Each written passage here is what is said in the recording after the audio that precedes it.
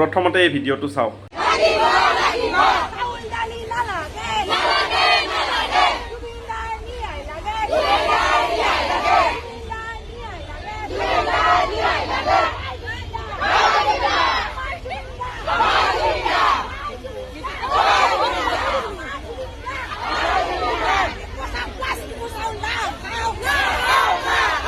বিনামূলীয়া পেলুৰ দৰৱ ল'বলৈ 2 কিলোমিটাৰ লাইন পাতা মিয়াসকলে চৰকাৰী চাউল দালি নালাগে বুলি কয়।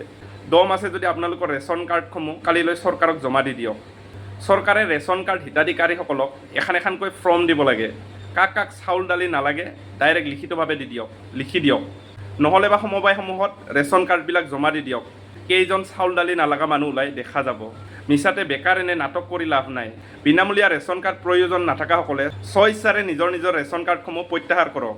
যিহেতু সেইসকলক ৰেচন কাৰ্ড নালাগে বা দৰকাৰ নাই, সেই ৰেচন কাৰ্ডবিলাক কাটি প্ৰয়োজন থকাসকলক দি দিয়াটো উচিত। ৰেচন চাউল বা ৰেচনৰ যিকোনো সামগ্ৰী ক্ৰয় কৰা হয় ৰাইজৰ টেক্সৰ টকাৰে বা ৰেভিনিউৰে। গতিকে বিজেপি চৰকাৰে ৰাইজৰ টকা ৰাইজক ঘূৰাই দিছে, তাত আপোনালোকৰ কিহৰ ইমান আপত্তি? কংগ্ৰেছৰ দিনততো সেইখিনিও দিয়া নাছিলে। বাইদেউ আপোনালোকে হাঁহি হাঁহি জোখতকৈ বেছি ন্যায় বিচাৰি থকা যেন লাগিছে। আৰু কিছুমানে কমেণ্ট কৰি কৈ আছে আচল মানুহ, মেইন মানুহ, মাষ্টাৰ মাইণ্ড, এইবিলাক কি বাইদেউ? চৰকাৰ, প্ৰশাসন, SIT, CID, দেশৰ ন্যায়ালয় এইবিলাকৰ ওপৰত আপোনালোকৰ বিশ্বাস নাই নেকি? কাৰ ওপৰত বিশ্বাস আছে?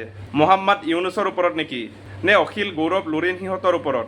কাৰ ওপৰত বিশ্বাস আপোনালোকৰ? নে উচ্ছেদ অভিযানৰ আঘাত পাহৰিব নোৱাৰি বলিয়া হৈ গৈছে? চৰকাৰ বগৰাব খুজি আছে যে। যদি আপোনালোকৰ কাৰোবাৰ ওপৰত সন্দেহ আছে তেতিয়াহ'লে আপোনালোকে এজাহাৰ দিব লাগে।